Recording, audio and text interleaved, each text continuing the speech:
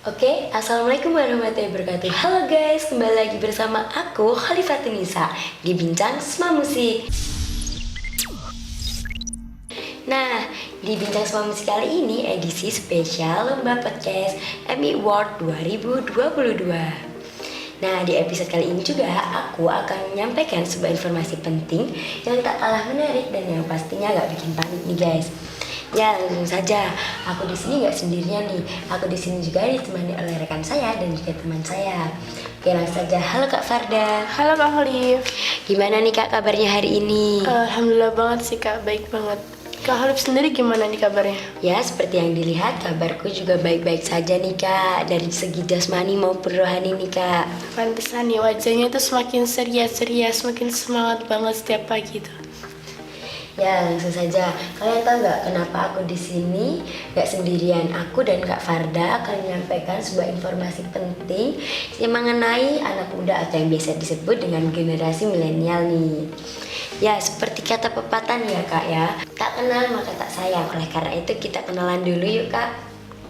Oke, sebelumnya aku mau nyapa dulu nih anak muda di Indonesia. Halo, gimana kabarnya semua anak muda di Indonesia? Perkenalkan, namaku Aulia Fardasyakura. Di sini aku dari kelas 10-3. Aku dari sekolah SMA Muhammadiyah 6 Paciran, atau singkatan kecilnya adalah Sekolah Sma Musik. Gimana nih, udah kenal belum sama Kak Farda? Udah dong, kan udah kenalan. Ya, langsung saja berbicara tentang anak muda atau yang biasa disebut dengan generasi milenial. Kalian pasti gak asing dong, apalagi yang lihat video ini juga gak jauh-jauh banget dari kalangan anak muda kan. Ya, langsung saja nih. Jadi gini Kak, apa pendapat Kak Farda nih tentang generasi milenial? Kalau menurut aku sendiri nih Kak ya, generasi milenial itu adalah generasi muda atau generasi bangsa yang dimana kita ini hidup di zaman yang serba teknologi, serba canggih. Kita ini dituntut untuk terus bisa berinovasi atau terus update tentang perkembangan zaman dan tentang segala yang sedang tren saat ini.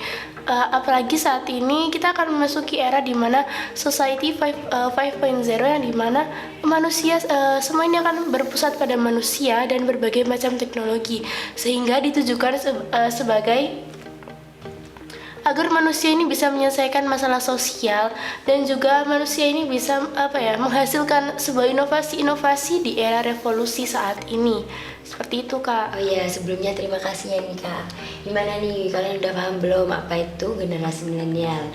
Seperti yang tadi telah dijelaskan oleh Kak Farda nih, pasti generasi milenial ini juga sangat penting banget bagi kita, bagi persyarikatan kita, yakni Muhammadiyah.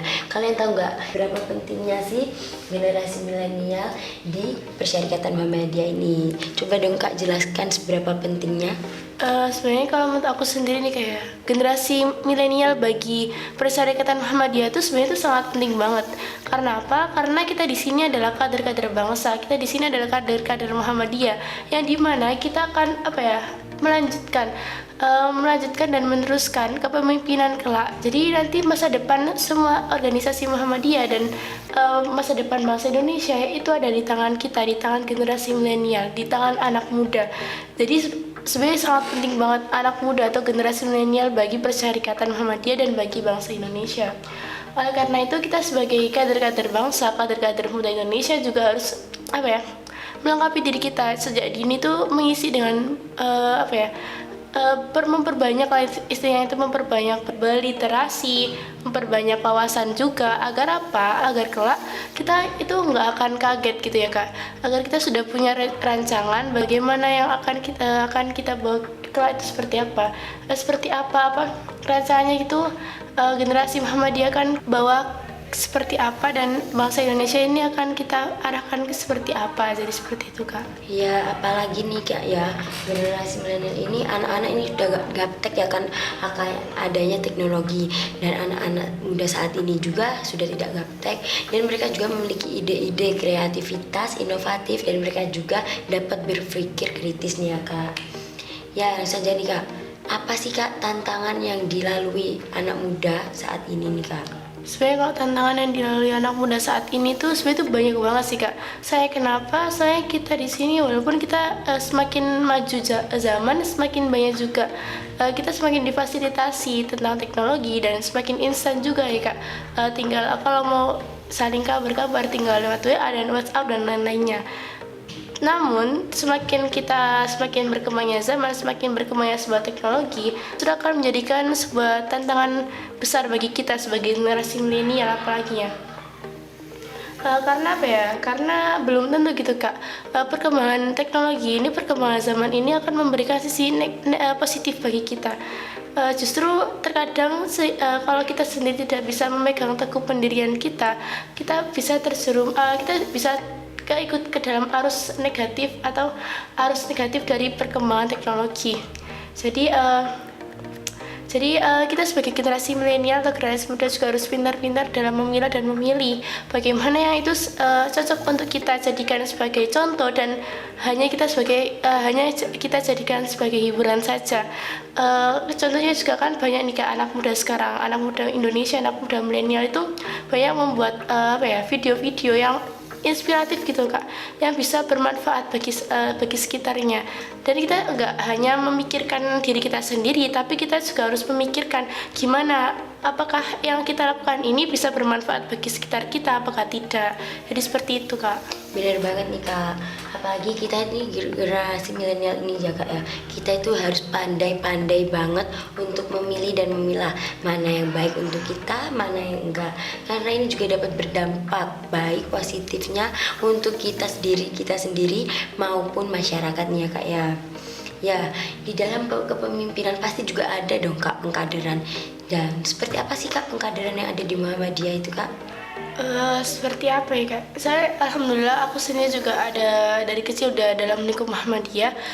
Kedua orang tua juga dari Muhammadiyah, jadi insya Allah sudah paham betul sih kak gimana pengkaderan di Muhammadiyah.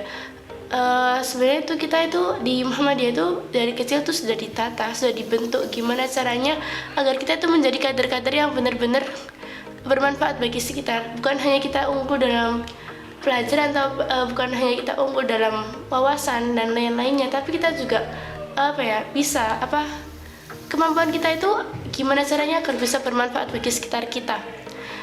Saya sendiri dulu juga kan banyak banget gitu kak organisasi-organisasi di Muhammadiyah. Ya, contohnya dong kak, apa Contohnya itu juga kan IPM atau Ikatan Pelajar Muhammadiyah, IMM, Ikatan Mahasiswa Muhammadiyah, dan yang lain-lainnya. Nah, saya dulu juga pernah ikut dalam IPM pada saat saya SMP. Itu benar-benar sih kak, seorang anak SMP sudah benar-benar diajarkan gimana caranya berpikir kritis, gimana caranya kita menyelesaikan sebuah masalah atau problem solving, dan gimana caranya kita memimpin sebuah organisasi, memimpin teman-teman kita sendiri itu gimana. Kita tuh sudah diajarkan seperti itu. Nah, itu adalah bekal buat saya, bekal buat generasi milenial, generasi muda atau kader-kader Muhammadiyah agar kelak besok ketika kita sudah memegang kendali atas persyarikatan Muhammadiyah itu agar kita sudah mempunyai pemikiran yang luas dan kita sudah mempunyai rancangan-rancangan yang benar-benar akan mengembangkan gimana sisi persyarikatan Muhammadiyah itu agar menjadi lebih baik lagi, agar menjadi lebih maju lagi, dan akan menjadi persyarikatan Muhammadiyah yang lebih modern lagi. Ya bener banget ya kak ya. Kak gitu gimana sih kak cara menjadi seorang pemimpin itu kak? Cara menjadi seorang pemimpin itu sebenarnya itu apalagi kita kan sekarang di zaman milenial nih kak ya. Saya banyak banget kan tantangan menjadi pemimpin di era milenial ini. Kalau kita menjadi pemimpin di era milenial ini, kita juga harus memahami gitu kak, gimana anggota kita itu seperti apa. Apalagi saat ini juga kan anak muda Indonesia juga kan terkadang pemikirannya masih labil gitu kan. Terkadang mereka kan tidak memikirkan jangka panjang atau hanya langsung keikut teman-temannya saja. Jadi pemikiran mereka masih labil. Jadi kita sebagai pemimpin, kita sebagai penerus, kita sebagai yang mengkoordinir semua anggota kita harus harus bisa memahami mereka, harus bisa menjadi teman mereka, harus bisa mengerti gimana mau mereka dan gimana apa yang mereka pikirkan dan yang lainnya. Agar apa? Agar nanti kita bisa bisa paham. Agar mereka juga mereka juga mau gitu kak mengikuti apa yang kita tujukan dan apa yang sudah sama-sama kita bangun dari awal agar bisa mencapai tujuan yang sama. Jadi seperti itu. Nanti kita akan menerapkan dua cara. Yang pertama kita akan ramah, dan yang kedua kita akan menekankan sifat tegas. Jadi nggak hanya ramah saja, tapi juga kita ada waktu lain untuk kita mengeluarkan sisi tegas kita. Agar apa? Agar anggota kita itu nggak ngeremehkan kita, agar anggota kita itu juga agar mau mengikuti apa yang kita inginkan, apa yang sudah kita tujukan, agar sama-sama kita bisa membangun Perserikatan Muhammadiyah itu menjadi lebih baik lagi. Ya bener banget nih Kak. Ya, pesan dari kami, jangan malu untuk menyuarakan opini kalian, Karena yang dibutuhkan negara ini adalah pemikiran-pemikiran dan berwawasan tinggi. sekian dari kami. Saya Aulia Farda Syakura. Dan saya Khalifat Nisa. Pamit undur diri. Sampai bertemu di podcast selanjutnya. Pantengin terus ya guys. Dadah.